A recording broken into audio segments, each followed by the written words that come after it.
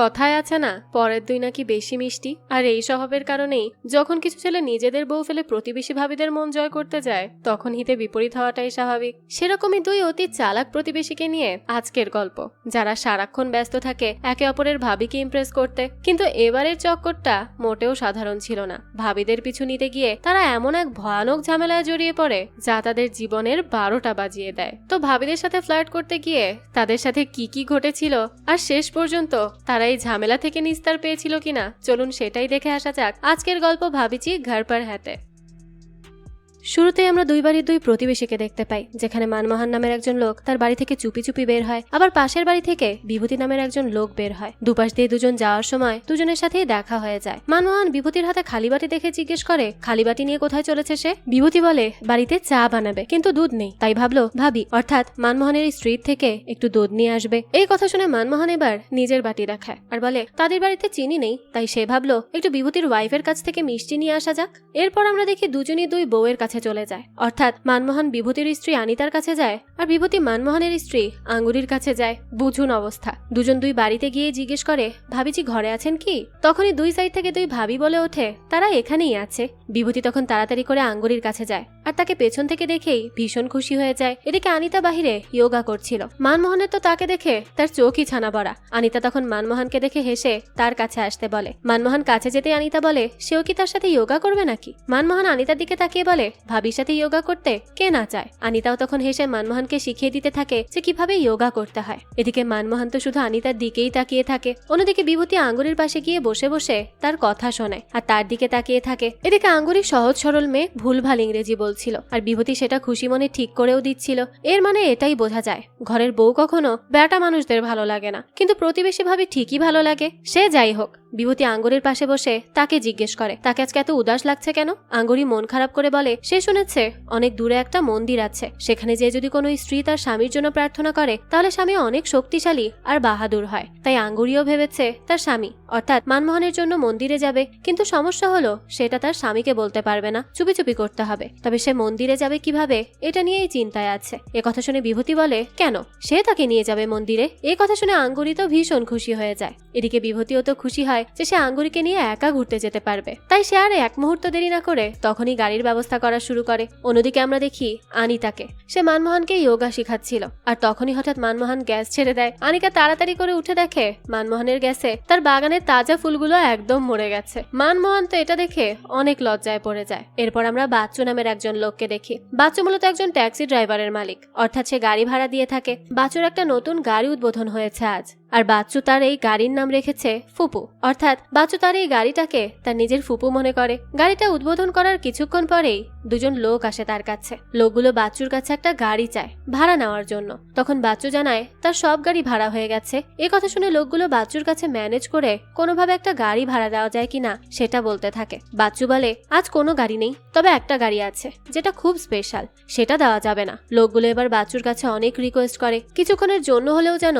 সে গাড়িটা দেয়। তখন বাচ্চু লোকগুলোকে তার ফুপুকে অর্থাৎ তার নতুন উদ্বোধন করা গাড়িটা দেখায় আর বলে এটা তার জন্য অনেক স্পেশাল, এটার কিছু হলে তাদের খবর হয়ে যাবে। লোকগুলো এবার বাচ্চুকে বলে তারা গাড়িকে একটা আঁচড়ও পড়তে দিবে না। এরপরই তারা বাচ্চুকে বুঝিয়ে শুনিয়ে ওই গাড়িটা ভাড়া নিয়ে নেয়, তাও 12 ঘন্টার জন্য, আর তাকে তার প্রাপ্য টাকাও দিয়ে দেয়। বাচ্চু বারবার তাদেরকে সাবধান করে দিচ্ছিল যে গাড়ি যাতে সেফ থাকে, গাড়ির যেন কিচ্ছু না হয়। এরপর লোকগুলো বাচ্চুর গাড়ি নিয়ে রাস্তায় বেরিয়ে পড়ে আর মেয়েদের লিফট দেয়। লোকগুলো গাড়ি নিয়ে একটা জায়গায় দাঁড়াতেই সেখানে বিভূতি চলে আসে। বিভূতি গাড়িটাকে দেখে লোকগুলোকে জিজ্ঞেস করে, এই পুরনো গাড়ি তারা কোন জায়গা থেকে চুরি করে এনেছে? লোকগুলো তো এবার বেশ ভাব নিয়ে বলে তারা এটা ভাড়া করে এনেছে বাচ্চু ভাইয়ের কাছ থেকে, তাও অনেক টাকা দিয়ে। এই কথা শুনে এবার বিভূতি অনেকগুলো টাকার বান্ডিল বের করে, অর্থাৎ বেশি টাকা দিয়ে সে লোকগুলোর কাছ থেকে গাড়িটা নিতে চাচ্ছিল।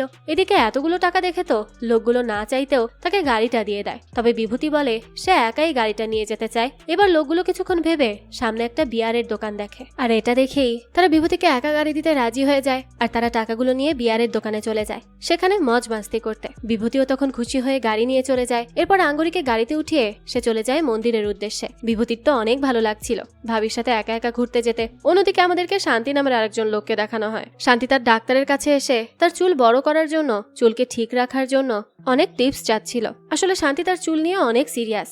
সেভাবে তার চুল যদি সুন্দর থাকে তাহলে তার কাছে অনেক মেয়েরা আসবে, তাই সে সবসময় এসব নিয়েই পড়ে থাকে। আর হসপিটালের বাইরে দাঁড়িয়ে অপেক্ষা করতে থাকে শান্তির ছোট ভাই কান্তি। কান্তি এখানে তার ভাইকে দেখার জন্য অনেক এক্সাইটেড ছিল। কান্তির কথাবার্তা দেখে বোঝা যায় কান্তি তার বড় ভাইকে অনেক শ্রদ্ধা করে আর শান্তির জন্য সে যে কোনো কিছু করতে পারে। আসলে শান্তি আর কান্তি দুজন মাস্তান টাইপের ছেলে, তাই তাদের কাছে সারাক্ষণ বন্দুক থাকে। এদিকে কিছুক্ষণ পর শান্তি বেরিয়ে আসলে কান্তি শান্তির চুলের স্টাইল দেখে তার দিকেই তাকিয়ে থাকে, কারণ তাকে অনেক বেশি সুন্দর লাগছিল। কিন্তু কান্তির একটা সমস্যা আছে, কেউ যদি তার সামনে গ্যাস ছেড়ে দেয় তাহলে তার সাথে সাথে খিঁচুনি উঠে যায়। এটা এক ধরনের রোগ। সেদিনও কান্তির সামনে একটা লোক গ্যাস ছেড়ে দেয়, তাই তার সাথে সাথে খিঁচুনি ওঠে। তখনই শান্তি কোনো মতে অনেক চেষ্টার পর ঠিক করে নেয়। এদিকে বিভূতিরা মন্দিরে যাওয়ার পথে মাঝ রাস্তায় বিভূতি গাড়ি থামায় আর আঙ্গুরিকে নিয়ে একটা সুন্দর নদীর সামনে আসে। বিভূতি নদীর পাড়ে বসে আঙ্গুরিকেও সেখানে বসতে বলে, কিন্তু আঙ্গুরি বলে সে এখানে বসলে তার শাড়ি ভিজে যাবে। একথা শুনে বিভূতি হেসে বলতে থাকে সে চাইলে তার শাড়ি উঁচু করে এখানে বসতে পারে। বিভূতির কথায় কিছুই বুঝতে পারে না আঙ্গুরি। বিভূতি তার চোখ বন্ধ করে নেয় আর বলে সে কিছুই দেখবে না।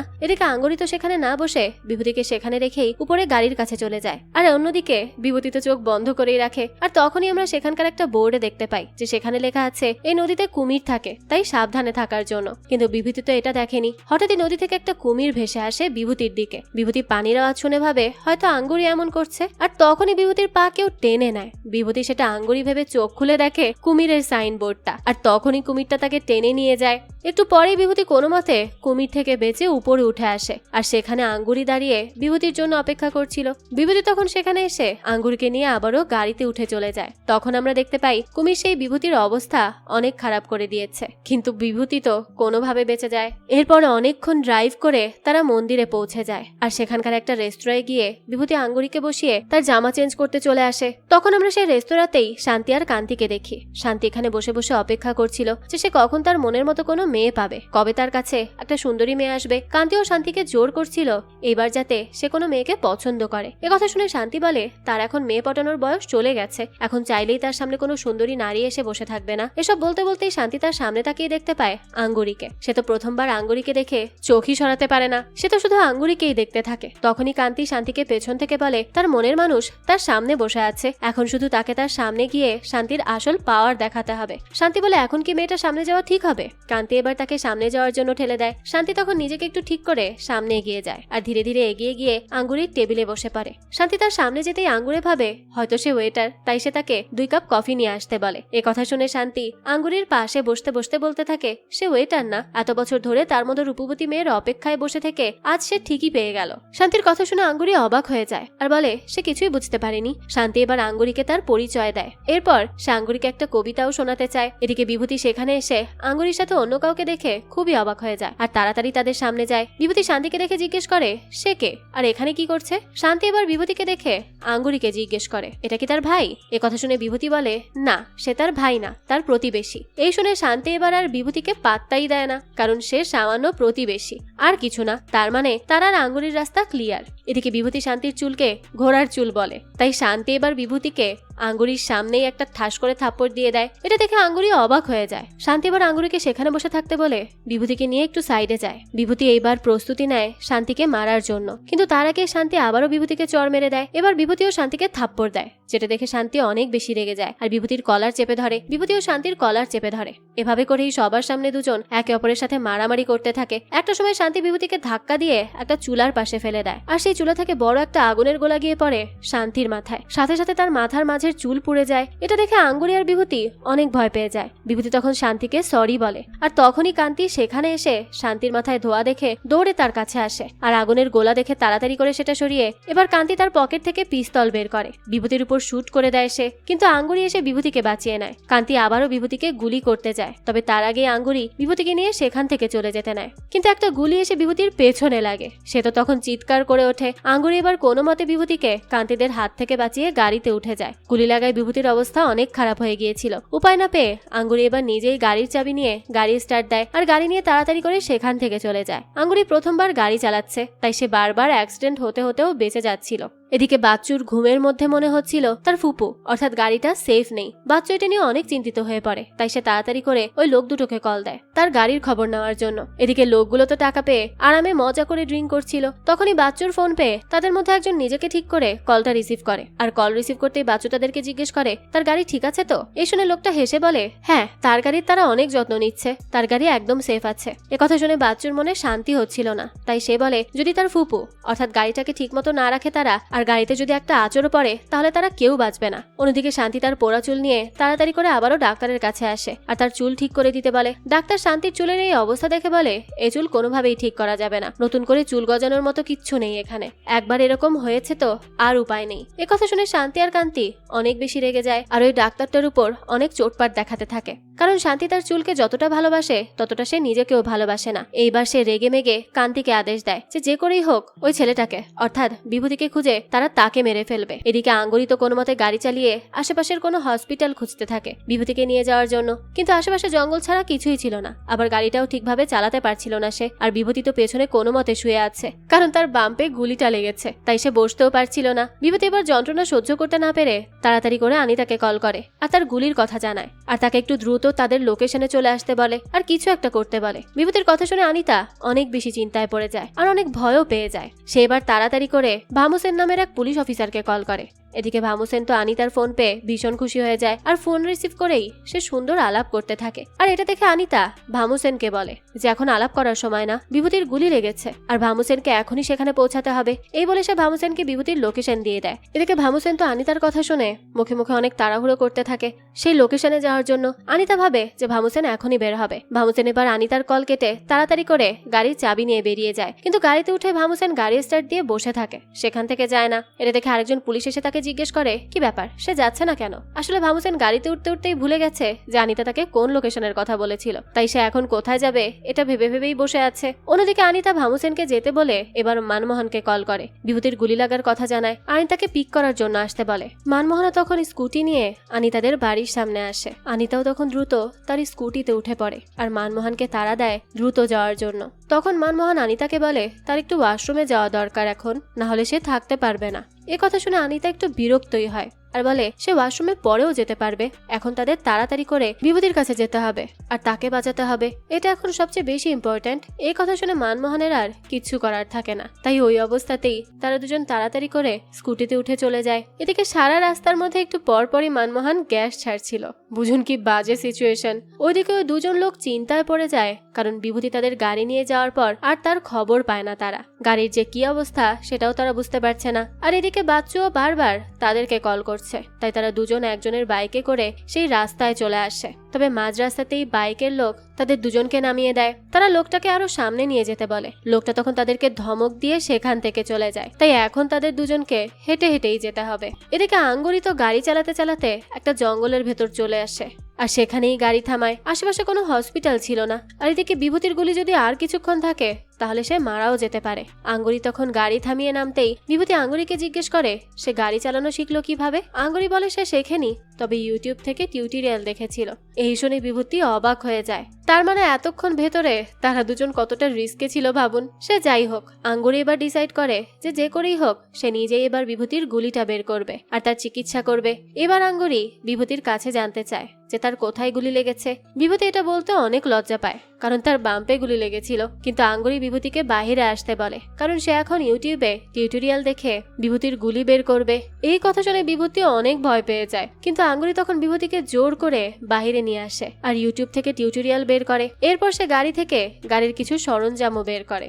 এসব দেখে তো বিভূতির আরো বেশি ভয় বাড়ছিল যে না জানি সে এখন কি করবে, কিন্তু আঙ্গুরি তখন তাকে সান্ত্বনা দেয় যে একবার গুলি বের হয়ে গেলে আর কোনো রিস্ক থাকবে না, তাই সে যেন একটু তার উপর ভরসা করে। অন্যদিকে শান্তি আর কান্তি তো বিভূতিকেই খুঁজে বেড়াচ্ছে। কান্তি শান্তিকে বলে তারা যে করেই হোক ওই ছেলেকে খুঁজে বের করবে আর এরপরই তারা তাকে শেষ করবে। শান্তির এবার গাড়ি নিয়ে একটা জায়গায় গিয়ে থামে। শান্তি এদিকে এখনো অনেক বেশি কষ্টে ছিল, কারণ সে চুল বড় করে হিরো হতে চেয়েছিল, কিন্তু সেই চুলেরই আজকে এই অবস্থা। সে একটু দূরে চলে যায় কান্তিকে রেখে। এদিকে কান্তি গাড়ির পাশেই দাঁড়িয়ে থাকে। অন্যদিকে আমরা মানমোহনকে দেখি শানি তাকে তার স্কুটির পেছনে বসিয়ে অনেক মজা পাচ্ছিল, আর সাথে তার গ্যাস ছাড়া তো আছেই। এদিকে আনিতা তো বিভূতিকে নিয়ে টেনশন করছিল, তাই সে মানমোহনকে তাড়াতাড়ি চালাতে বলে আর তখনই মানমোহন জোরে জোরে গ্যাস ছাড়তে ছাড়তে তার নিয়ন্ত্রণই হারিয়ে ফেলে। আর আনিতা তখনই স্কুটি থেকে ছিটকে ব্রিজের নিচে পড়ে যায়। কি একটা অবস্থা!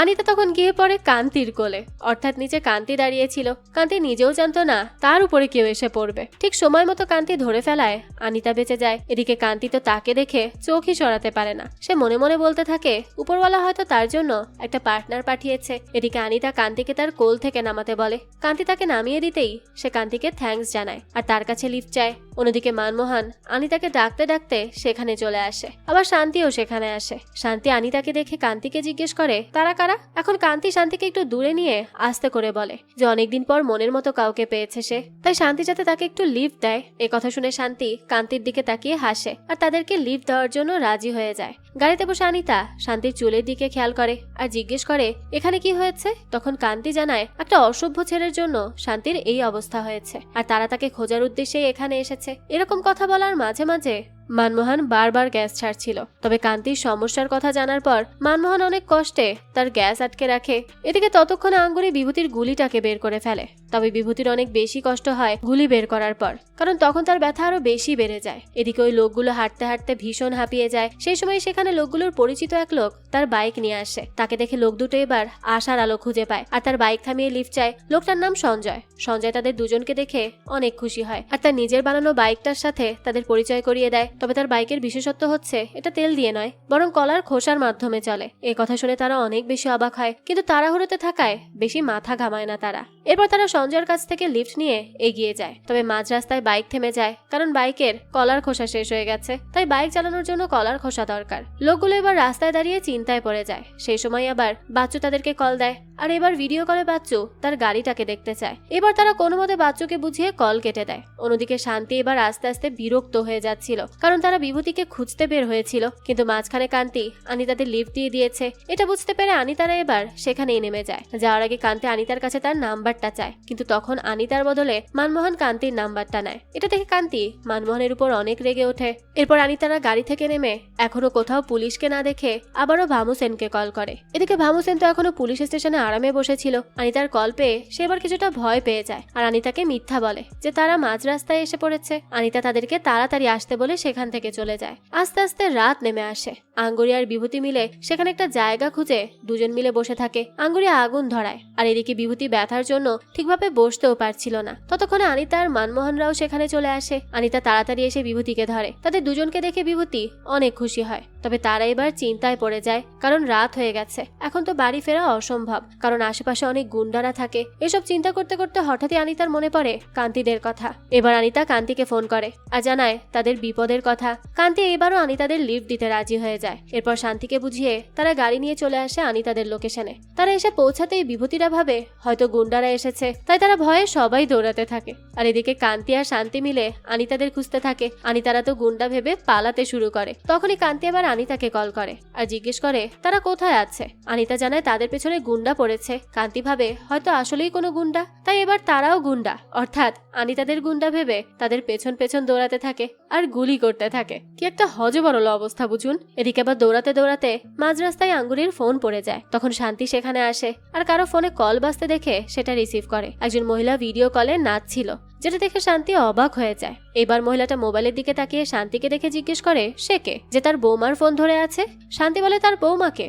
এবার মহিলাটা বলে এটা তো আঙ্গুরির ফোন। আঙ্গুরির কথা শুনে শান্তি এবার মহিলাটিকেই শাশুড়ি বলে সম্বোধন করে। একথা শুনে মহিলাটা শান্তিকে এক ধমক দেয় আর তখনই গুলির আওয়াজ শুনে শান্তি তাড়াতাড়ি করে সেখানে যায়। এদিকে তারা চারজন অন্ধকারের মধ্যে পালাতে পালাতে তাদের সামনে কান্তি চলে আসে। আনিতা কান্তিকে দেখে তো ভীষণ খুশি হয় আর তাদের সামনে ডাক দেয়। তখন আঙ্গুরি আর বিভূতি কান্তিকে দেখে অবাক হয়ে যায়। আঙ্গুরি বলে এটা তো সেই লোকটা যে বিভূতিকে গুলি করেছিল। একথা শুনে এবার আনিতাও অবাক হয়ে কান্তির দিকে তাকায়। ততক্ষণে সেখানে শান্তি চলে আসে। শান্তি বিভূতিকে দেখে এবার তার বন্দুক বের করে আর বলে অবশেষে সে তাকে খুঁজে পেয়েছে। সে তার মাথা ফুটো করেছে, এবার শান্তি তার পুরো শরীর ফুটো করবে। একথা শুনে তো সে সহ সবাই ভীষণ ভয় পেয়ে যায়। শান্তি গুলি করতেই যাবে, তার আগে মানমোহন জোরে গ্যাস ছেড়ে দেয় আর সেটা শুনে কান্তির সাথে সাথে খিঁচুনি ওঠে। ফলে কান্তির হাত থেকে একা একাই গুলি চলতে থাকে। এটা দেখে শান্তি তাড়াতাড়ি করে কান্তিকে থামাতে যায় আর এই সুযোগেই বিভূতিরা দৌড়ে সেখান থেকে পালায় আর দ্রুত গাড়িতে চলে সেখান থেকে চলে যায়। গাড়ি চালিয়ে তারা সবাই মাঝ রাস্তায় চলে আসে, কিন্তু মানমোহনের গ্যাসের কারণে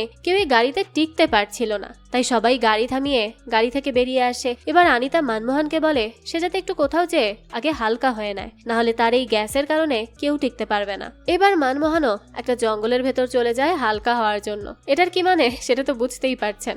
যাই হোক, মানমোহন জঙ্গলে গিয়ে যে না তার কাজ সারবে তার আগে সে খেয়াল করে একটা সাপ তাকে কামড়ে দিয়ে চলে যাচ্ছে। এটা দেখে সে ভাবিজি বলে চিৎকার করে ওঠে আর সেখান থেকে চলে আসে। সবাই তখন তাড়াতাড়ি করে মানমোহনের কাছে যায়। তখন মানমোহন জানায় তাকে সাপে কামড়ে দিয়েছে। এ কথা শুনে সবাই তো ভীষণ ভয় পেয়ে যায়। আনিতা বলে তাড়াতাড়ি করে সাপের বিষ নামাতে হবে, না হলে ক্ষতি হয়ে যেতে পারে। এই কথা শুনে আঙ্গুরি বলে সে বিষ নামাবে। এই কথা শুনে বিভূতি এবার আঙ্গুরিকে থামিয়ে দেয় আর বলে ভাবিজির এই কাজ করার কোনো দরকার নেই, সে করবে। অর্থাৎ মানমোহনের এমন জায়গায় সাপে কামড় দিয়েছে যেটার জন্য বিভূতি আঙ্গুরিকে দিয়ে সেই কাজটা করাতে চাচ্ছে না। বুঝুন অবস্থা, ভাবির প্রতি কত সিরিয়াস। এরপরে বিভূতি মানমোহনকে নিয়ে বিষ বের করে নিয়ে আসে। সেই সময় একজন লোক এসে তাদেরকে জিজ্ঞাসা করে তারা আশেপাশে কোনো সাপ দেখেছে কি। আনিতা বলে একটু আগে সে সাপটা তাদের একজন লোককে কামড়ে দিয়েছে। একথা শুনে লোকটা হেসে বলে কোনো সমস্যা নেই, কারণ ওই সাপে কোনো বিষ নেই। একথা শুনে বিভূতির এবার অনেক রাগ হয়, শুধু শুধু ভাবিকে বাঁচানোর জন্য সেই কাজটা করলো। এদিকে আঙ্গুরি আর আনিতা একথা শুনে তো এবার না হেসে পারে না। এরপর তারা গাড়ি নিয়ে আবারও বেরিয়ে পড়ে। অন্যদিকে মাঝ রাস্তায় ভামুসেনদের গাড়ি নষ্ট হয়ে যায়। এত কষ্ট করে তারা এই পর্যন্ত এসেছে শুধুমাত্র আনিতার কথার জন্য, কিন্তু এখানেই গাড়ি নষ্ট হয়ে যায়। আবার গাড়ি ঠিকও হচ্ছিল না। তখনই ভামুসেন তার সামনে দিয়ে একটা গাড়ি আসতে দেখে। এটা দেখে সে তাড়াতাড়ি গিয়ে গাড়িটা থামায়। গাড়ির ভেতরে ছিল শান্তি আর কান্তি, অর্থাৎ শান্তিরা তাদের গাড়ি নিয়ে বিভূতিদের খুঁজছিল। ভামুসেন তখন গাড়ি থামাতে বলে। শান্তি তো খুবই বিরক্ত হয়ে যায়, তাও সে গাড়িটা থামায়। তখন ভামুসেন তাদেরকে জিজ্ঞেস করে তারা এখানে আশেপাশে কোনো সুন্দরী মেয়েকে দেখেছে কি। আসলে সে তাকেই খুঁজছে। অর্থাৎ ভামুসেন এখানে আনিতার কথা বলছে। যেহেতু সে আনিতার বলা লোকেশন ভুলে গেছে, তাই কোনো মতে এখানে এসে এখন তাকে খুঁজছে। এই কথা শুনে শান্তি তাড়া দিয়ে বলে সেরকম কাউকে দেখেনি। ভামুসেন এবার শান্তিদের ভালো করে মনে করতে বলে যে তারা দেখেছে কিনা। এবার শান্তি অনেক বেশি রেগে যায়। কান্তিও ভামুসেনকে বলে তারা কাউকে দেখেনি, এখন তাদের জরুরি কাজ আছে, সে যাতে তাদেরকে যেতে দেয়। কথা শুনে ভামুসেন বলে তার গাড়িটাও নষ্ট হয়ে গেছে, তারা তো সামনেই যাচ্ছে, তাই তারা কি তাকে লিফট দিবে। এই শুনে শান্তি আরো বেশি বিরক্ত হয় আর ভামুসেনকে লিফট দিতে চায় না। কিন্তু ভামুসেন এক প্রকার জোর করেই শান্তিদের গাড়িতে উঠতে যায়। তবে তার আগে ভামুসেনের লোক তাকে জানায় যে তাদের গাড়ি ঠিক হয়ে গেছে। এই কথা শুনে সে আবারও শান্তিদের গাড়ি ছেড়ে নিজের গাড়িতে গিয়ে বসে। সে যেতেই শান্তিরা তাড়াতাড়ি করে গাড়ি নিয়ে বিভূতিদের খুঁজতে চলে যায়। এদিকে বিভূতিরা তাদের গাড়ি নিয়ে সামনে এগিয়ে যায়, কিন্তু রাত হয়ে যাওয়ায় তারা রাস্তা চিনতে পারছিল না। তখনই তারা সবাই তাদের সামনে অনেকগুলো পুলিশের ক্যাম্প দেখতে পায়। এটা দেখে আশার আলো খুঁজে পায় তারা। তারা সবাই তখন গাড়ি থেকে নামে আর পুলিশের কাছে গিয়ে বলে তাদের পেছনে দুটো গুন্ডা লেগে আছে, তারা যাতে তাদেরকে বাঁচিয়ে নেয়। কথা শুনে পুলিশরা তাদেরকে নিরাপদ স্থানে বসায় আর তাদের চিন্তা করতে বারণ করে। তারা সবাই এরপর একটা জায়গায় গিয়ে বসে। আনিতা তখন বিভূতিকে ধরে বলে সে যাতে কোনো চিন্তা না করে, তারা এখন এখানে সেফ আছে, গুন্ডারা তাদের কিছুই করতে পারবে না। কিছুক্ষণ পরেই দেখা যায় সেখানে একটা গাড়ি এসে থামে আর সেই গাড়ি থেকে নেমে আসে শান্তি আর কান্তি। তাদের দুজনকে দেখে আনিতারা অনেক বেশি ভয় পেয়ে যায়। আনিতা তাড়াতাড়ি করে পুলিশদের বলে এরাই সেই গুন্ডা, কিন্তু পর মুহূর্তেই দেখা যায় পুলিশগুলো উল্টো শান্তিদের কাছে গিয়ে সালাম দেয় আর তাদের কথা বলে। এটা দেখে আনিতারা সবাই অনেক বেশি অবাক হয়ে যায়। তার মানে কি পুলিশরা শান্তিদের সাথে মিলিত আছে। এরপর দেখা যায় পুলিশরা আনিতাদের সবার মুখে কালো কাপড় পেঁচিয়ে তাদেরকে গাড়িতে উঠিয়ে নিয়ে যায়। ওইদিকে আমরা ওই লোকগুলোকে দেখতে পাই যারা এখনো সঞ্জয়ের ওই কলার খোসার বাইক নিয়ে কচ্ছপের মতো এগিয়ে যাচ্ছে। আর তখনই সেখান দিয়ে শান্তি সহ বাচ্চুর ওই হলুদ গাড়িটা চলে যায়। তাদের গাড়ি দেখে লোক দুটো তাড়াতাড়ি করে সঞ্জয়কে বাইক ঘোরাতে বলে, কিন্তু সঞ্জয় বলে তার বাইকে ঘোরানোর কোনো সিস্টেম নেই। একথা শুনে তারা এবার সঞ্জয়ের বাইক থেকে নেমে যায়। এতক্ষণ ধরে খোঁজা গাড়িটা আবারও হাতছাড়া হয়ে গেল। তারা তো শুধু বাচ্চুর কথা শুনে অনেক ভয়ে ছিল। এদিকে আনি তাদের গাড়িতে করে নিয়ে তাদের সবাইকে একটা বাড়ির সামনে নিয়ে আসে শান্তিরা। বাড়ির বাইরে এনে সবাইকে দাঁড় করাতেই বাড়ির ভেতর থেকে একজন লোক বেরিয়ে আসে। শান্তি এবার লোকটার কাছে গিয়ে বিভূতিদের দেখায় আর বলে এরাই শান্তির চুল ফুটো করেছে। কথা শুনে লোকটা এবার বিভূতিদের দিকে তেড়ে আসে আর বলে তারা জানে যে তারা কত বড় মানুষের চুল ফুটো করে দিয়েছে। পুলিশরা এবার এক এক করে সবার কাপড় সরাতে থাকে। শেষে আঙ্গুরের মুখের কাপড় সরাতেই আঙ্গুরি আর লোকটা দুজনকে দেখে অবাক হয়ে যায়। আঙ্গুরি এবার লোকটাকে মামাজি বলে ডাকে আর তার কাছে এগিয়ে আসে। লোকটাও এবার আঙ্গুরিকে চিনতে পারে যেটা তো তার ভাগ্নি। সেই সময় শান্তিরা সহ সবাই অবাক হয়ে যায়। তারা সবাই আঙ্গুরি এবং তার মামার দিকে তাকিয়ে থাকে। এরপর দেখা যায় আঙ্গুরির মামা এবার শান্তি আর কান্তিকে নিয়ে একটা জায়গায় বসে। মামা বলতে থাকে সে তো ভাবতেই পারেনি শান্তিরা তার নিজের ভাগ্নিকে ধরে নিয়ে আসবে। শান্তি বলে তারা নিজেও জানতো না যে আঙ্গুরি তাদের ভাগ্নি। আঙ্গুরির মামা বলতে থাকে সে কিছুতেই তার ভাগ্নির কোনো ক্ষতি চায় না। কথা শুনে শান্তি এবার তাকে শান্ত থাকতে বলে আর আঙ্গুরির কোনো ক্ষতি সে করবে না এইটা জানায়। তবে তারা দুজন অর্থাৎ শান্তি আর কান্তি তার কাছে একটা আবদার করবে। আবদারের কথা শুনে আঙ্গুরির মামা অবাক হয়ে যায় আর জিজ্ঞেস করে কি আবদার। এবার কান্তি বলে শান্তি ভাই তার ভাগ্নি অর্থাৎ আঙ্গুরিকে চায় আর সে আঙ্গুরির প্রতিবেশী আনিতাকে চায়। এ কথা শুনে আঙ্গুরির মামা অবাক হয়ে যায় আর বলতে থাকে কিন্তু তারা দুজনই তো বিবাহিত। এবার শান্তি বলে তার জন্যই তারা প্ল্যান করেছে। শান্তি তার চুল ফুটো করার জন্য ওই বিভূতিকে সাজা দিবে আর আঙ্গুরির জীবন থেকে সরানোর জন্য মানমোহনকেও সরিয়ে ফেলবে। তাহলে এই সব সমাধান অর্থাৎ শান্তি আর কান্তি মিলে বিভূতি আর মানমোহনকে মেরে ফেলে তারা দুজন আঙ্গুরি আর রানীতাকে নিজের করে নিবে। এইসব কথা শুনে আঙ্গুরির মামা কিছুতেই রাজি হয় না। তখনই শান্তি তাকে থ্রেট দেয় আর বলে এই সপ্তাহের মধ্যে যাতে সে শান্তি আর কান্তির বিয়ের ব্যবস্থা করে, আর যদি সে সেটা না করে তাহলে বিভূতি আর মানমোহনের মতো তাকেও তারা টপকে দিবে।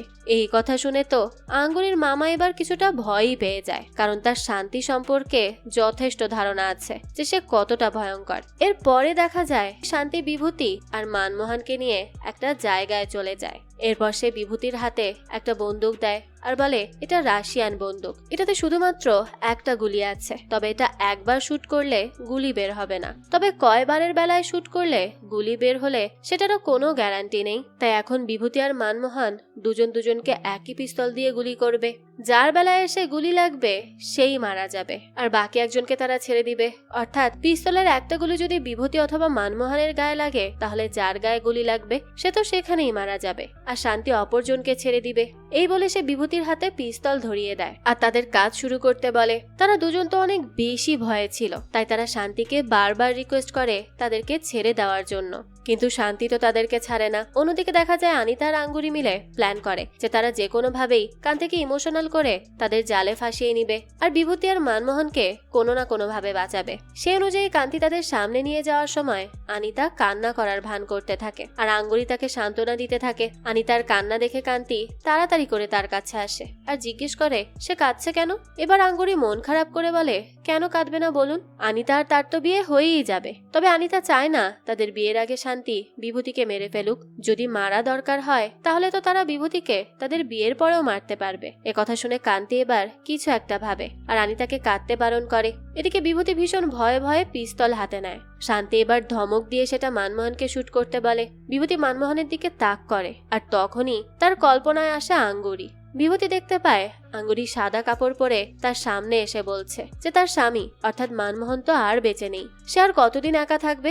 এবার আঙ্গুরি একটা সিঁদুরের কৌটা বিভূতির দিকে এগিয়ে দেয় আর বলে সে যাতে তাকে সিঁদুর পরিয়ে তাকে নিজের করে নেয়। এই শুনেই তো বিভূতি ভীষণ খুশি হয়ে যায় আর সিঁদুর নিয়ে আঙ্গুরির মাথায় পরিয়ে দিতে থাকে। ঠিক সেই মুহূর্তেই আমরা দেখি বিভূতি চোখ বন্ধ করে আঙ্গুরিকে কল্পনা করে শান্তির মাথায় সিঁদুর পরিয়ে দেওয়ার মতো করছিল, অর্থাৎ তার কল্পনা এখনো শেষ হয়নি। এদিকে শান্তি এটা দেখে অবাক হয়ে তাকে সরিয়ে দেয়। তখনই মানমোহন বিভূতিকে হুঁশে আনে। এবার শান্তি তাকে আরেকটা বন্দুক দেখায় আর বলে এবার যদি সে শুট না করে তাহলে সে এখন তাকেই শুট করে দিবে। এই কথা শুনে বিভূতির সাথে সাথে মানমোহনকে গুলি করে দেয়, তবে এবার গুলি বের হয় না, অর্থাৎ মানমোহন বেঁচে যায়। এবার শান্তি পিস্তলটা মানমোহনকে দেয়। মানমোহনও ভয় ভয় পিস্তলটা বিভূতির দিকে তাক করে। এমন সময় সেও কল্পনা করে আনিতাকে। আনিতা তার সামনে হাতে একটা ললিপপ নিয়ে এসে বলে বিভূতি অনেক বেশি ললিপপ পছন্দ করত, কিন্তু এখন তো আর সে বেঁচে নেই, তাই সে মানমোহনকে ললিপপ খেতে দিচ্ছে।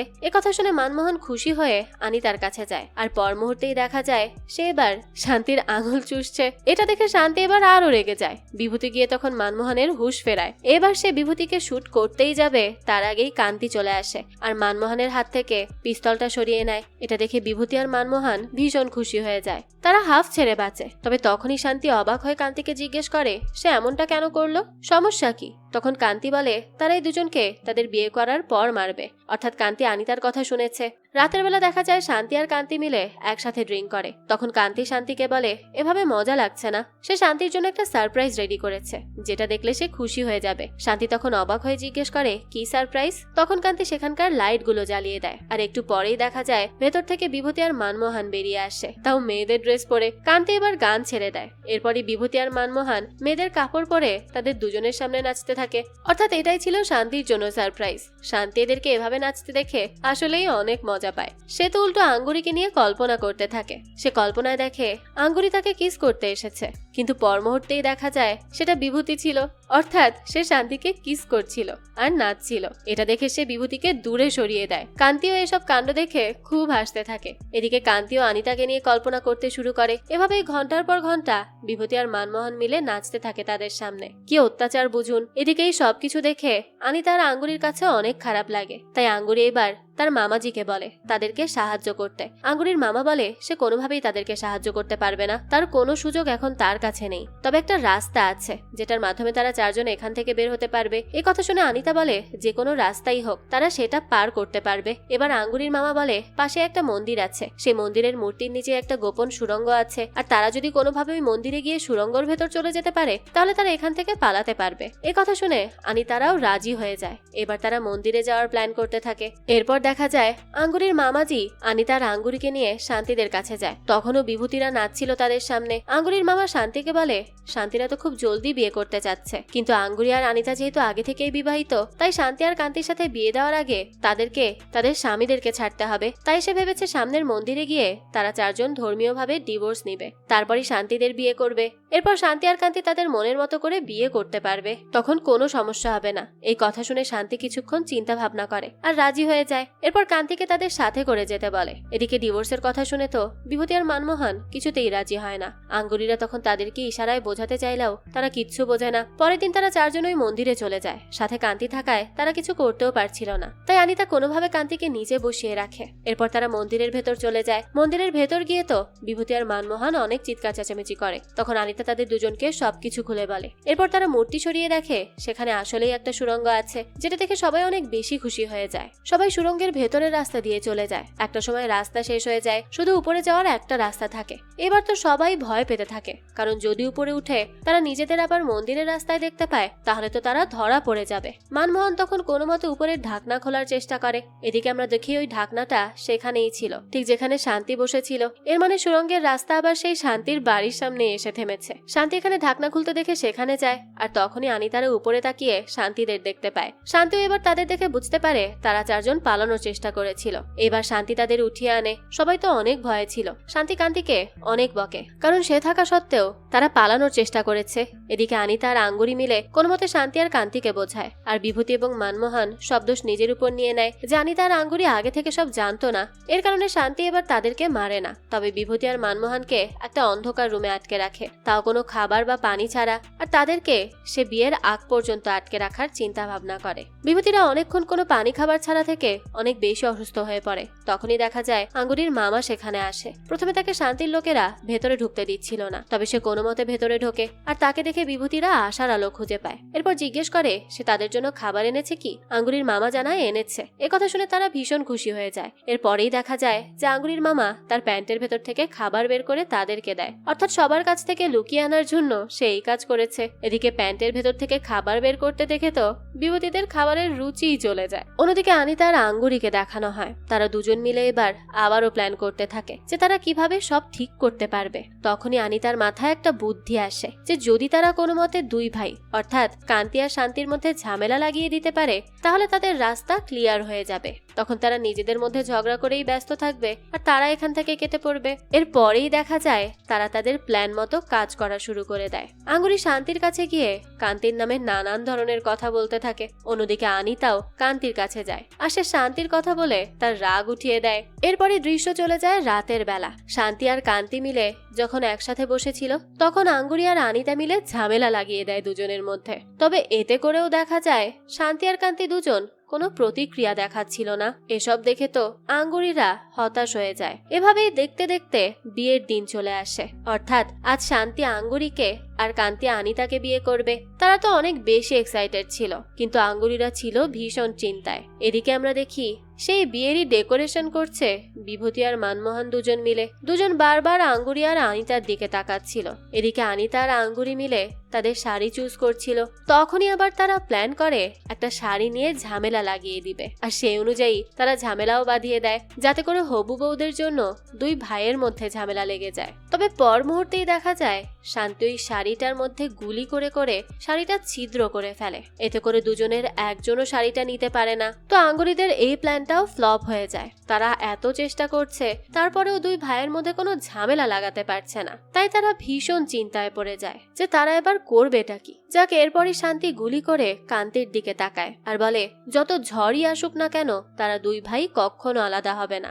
এ কথা শুনে আনিতারা আর কিচ্ছু বলে না, তবে মনে মনে আর একটা ফোন দিয়ে আটতে থাকে যে কিভাবে কি করা যায়, কারণ তাদেরকে তো এই দুই ভাইয়ের হাত থেকে বাঁচতেই হবে। এর মধ্যেই বিয়ের সময় হয়ে যায়। শান্তি আর কান্তি মিলে বর সেজে নাচতে নাচতে হাজির হয়। তারা তো অনেক বেশি এক্সাইটেড ছিল। এদিকে আনিতা আর আঙ্গুরিকেও দেখানো হয়, তাদেরকেও বেশ সুন্দর করে সাজিয়ে আনা হয়। আর এইবার চলে আসে মালা বদলের পালা।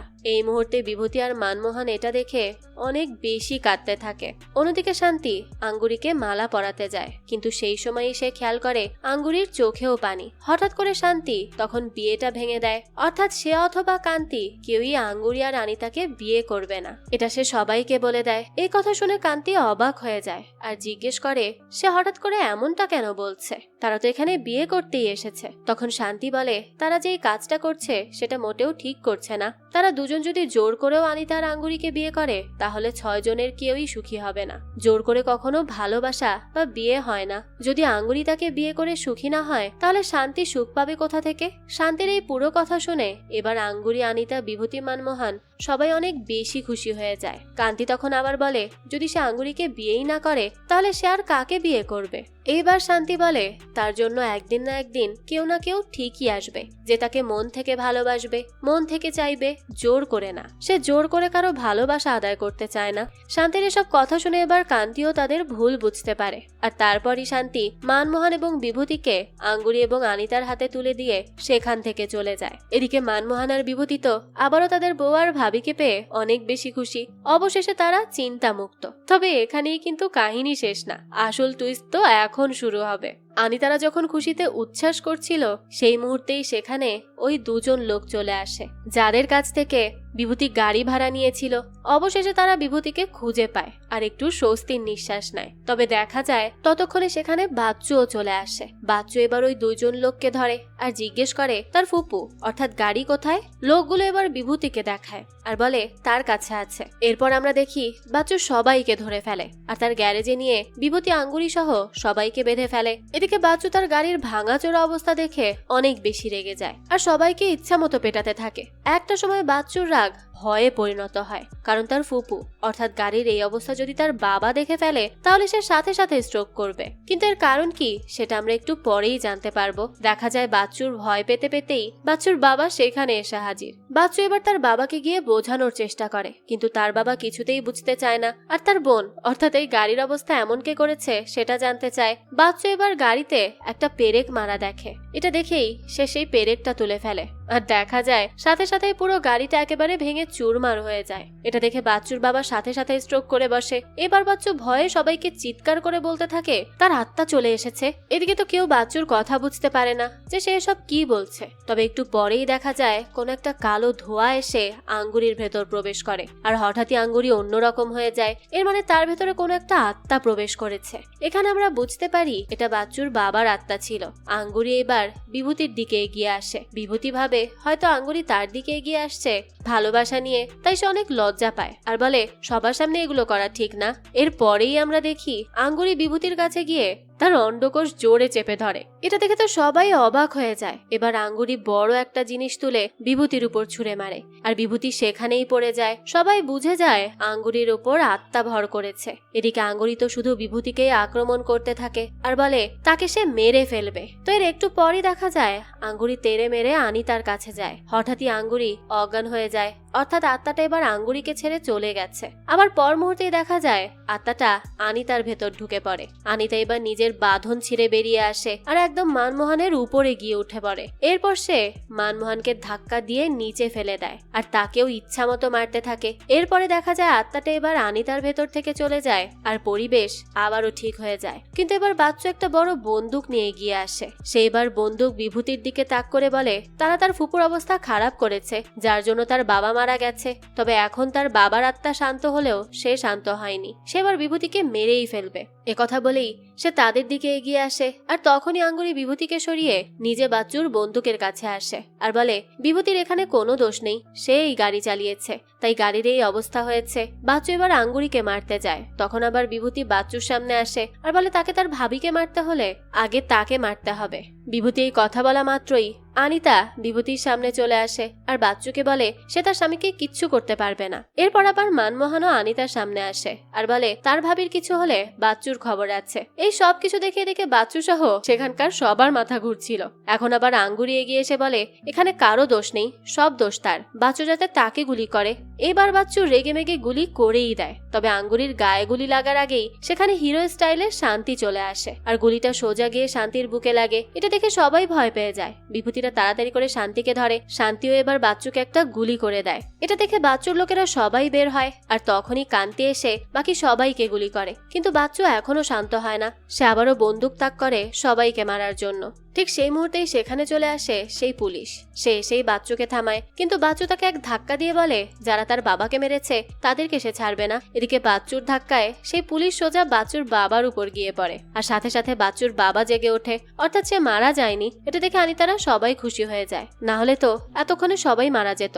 বাচ্চু বাবাকে উঠতে দেখে ভীষণ খুশি হয় আর তাদেরকে ছেড়ে দেয়। এরপরই দেখা যায় তারা চারজনে, অর্থাৎ আনিতা, মানমোহন, আঙ্গুরি, বিভূতি, দুই ফ্যামিলি আবারও হাসি খুশি ভাবে সব ঝামেলা শেষে একত্রিত হয় আর একটা গাড়িতে চড়ে বাড়ির উদ্দেশ্যে রওনা দেয়। এদিকে শান্তিও তার গুলি নিয়ে সেখান থেকে চলে যাচ্ছিল। তখনই বাচ্চু এসে শান্তিকে বলে সে একটা জিনিস জিজ্ঞেস করতে পারে কি? শান্তি বলে কি?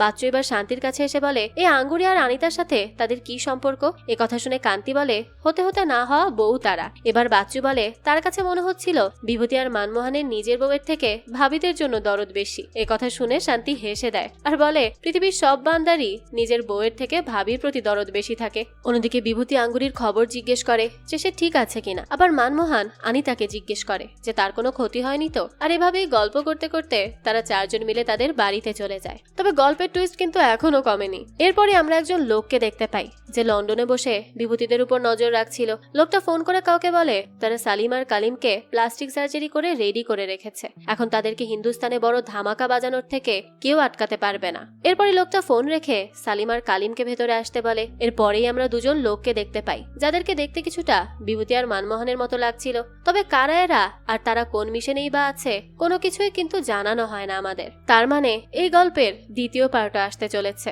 আর সেখানেই হয়তো আমরা এই সকল প্রশ্নের উত্তর খুঁজে পাবো। আর এই গল্পের দ্বিতীয় পার্ট যখনই আসবে তা আমি আপনাদের জন্য এক্সপ্লেইন করার চেষ্টা করব। যাক, এই তো ছিল আজকের গল্প।